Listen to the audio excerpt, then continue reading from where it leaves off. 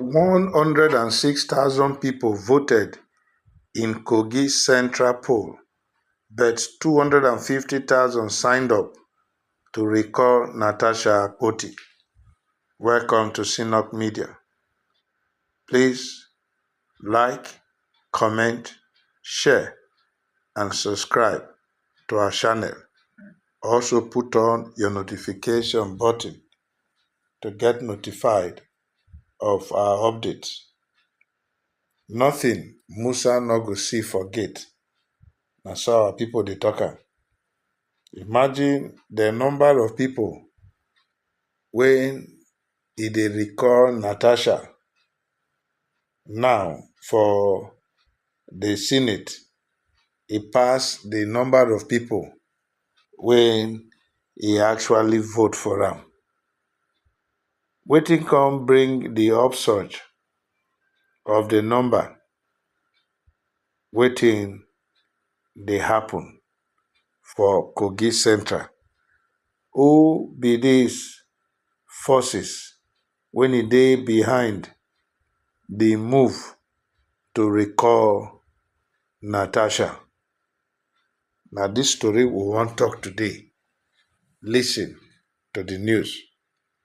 A recall petition against Natasha Akpoti-Uduaghan, senator representing Kogi Central, has sparked debate over Nigeria's constitutional provisions for removing lawmakers. Some members of the Kogi Central constituency submitted a petition to the Independent National Electoral Commission (INEC) on Monday, requesting the recall of Akpoti-Uduaghan. Charity Omole, a representative of the constituent, said they submitted the petition to recall the senator because the constituency cannot afford not to have a representative in the Senate. We have come to recall her so that we can have a representative in the Senate. We are here to tell INEC to please follow the constitutional process for a recall so that a recall process can begin, Omole said. We are the ones that voted for her, and we don't want her anymore because we cannot afford not to have a representative. Nobody is bankrolling us.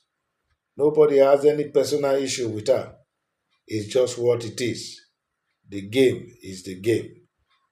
To recall a federal lawmaker, a petition must be submitted to the commission's chairman, signed by more than 50% of the registered voters in the constituency, followed by verification and then a referendum. The law requires that the recall process be completed within 90 days from the date the petition is received. While 250,000 registered voters allegedly signed the petition to recall Akpoti-Uduaghan, the figure dwarfs the 106,000 total votes cast in the February 2023 general election that elected her to the Senate. Kogi Central has 488,000 registered voters, but only 250,000 signatures, representing about 43% of the electorate, were submitted for the recall process. In contrast, the 2023 senatorial election saw a total voter turnout of approximately 106,000, with Abubakar Sadiku Ohere of the All Progressives Congress (APC) securing 52,087 votes against Akpoti-Uduaghan of the People's Democratic Party (PDP), who polled 51,763. Akpoti-Uduaghan initially lost the election, but was later declared the winner after a tribunal uncovered inflated votes for her opponent. However, the recall process is determined by the number of registered voters, not voter turnout. In Nigeria, removing a lawmaker through a A recall follows strict rules set by the 1999 Constitution and the Electoral Act first. More than half of the registered voters in the area must sign a petition.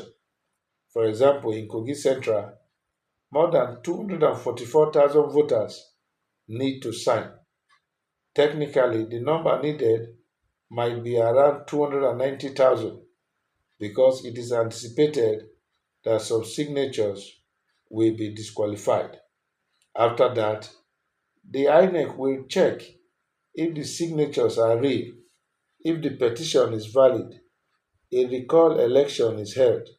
For the lawmaker to be removed, most people must vote yes, and at least half of all registered voters must take part in the election. As it is, the 250,000 signatures fall short of the 290,000 threshold, raising questions about the petition's validity. However, the Federal High Court in Lokoja recently allowed the process to proceed, citing constitutional rights. The recall process didn't happen suddenly. A series of events over the past few weeks had placed Akpoti Dwaga in the eye of the storm. Akpoti Dwaga had recently accused Senate President Godswill Akpabio of sexually harassing her. The allegation came in the wake of her sitting arrangement altercation with Senate President Godswill Akpabio at the Red Chamber. She was subsequently suspended from the Senate for 6 months for gross misconduct over the debacle. Some of our constituents behind the recall move also alleged gross misconduct, abuse of office, and deceitful behavior, though she has denied wrongdoing and called the recall effort a coordinated suppression of her voice. Akpoti Dwaga may contest the process as seen in earlier court injunctions. Meanwhile, INEC said the representatives of petitioners seeking Akpoti Dwaga's recall failed to provide their contact details. The electoral umpire said the petitioners came with 6 bags of documents containing signatures from 474,554 registered voters in the district. The gap between recall signatures, 250,000, and later 474,554, and actual votes in the election, 106,000, brings to the fore a systemic issue. With 40% of registered voters abstaining in the 2023 election, the system could be exploited by groups using low turnout or inflated voter rolls to their advantage.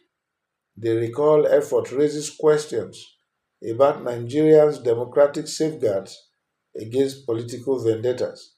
For now, Akpotu Dwaga remains suspended while the recall process faces a tough challenge in meeting constitutional requirements. No Nigerian lawmaker has ever been successfully recalled since the 1999 Constitution introduced the process. Many attempts have been made, but none have met the legal requirements. One famous example is the 2017 attempt to recall Dino Melaye, who was the senator for Kogi West at the time. Even though over 188,000 people reportedly signed the petition, the process failed because few voters showed up for INEC's verification. Past failures show how difficult it is to recall an elected lawmaker in Nigeria. The current effort in Kogi Central faces the same challenges, raising questions about whether the recall process truly holds leaders accountable or is just a political tool. It's all right, you know, not until you test a process. You can never tell how the process will react. The people making efforts to recall Natasha, you know, will do what they have to do. While Natasha herself and her team will resist legally every effort to recall her. But it is curious with the numbers. 106 was the total vote cast for herself and her opponent, and over 250 signatures gotten for a recall. Who do Nigerians this thing? Who do us this thing? Though some could argue it is possible for more persons to show interest in a recall more than in actually voting. This is Nigeria where anything is possible. How do you think this scenario will play out? Will Natasha, like Dino Melaye, triumph with the process failing, or will she be the first person, since the recall was introduced into our constitution, to fall victim? Let us watch as it goes.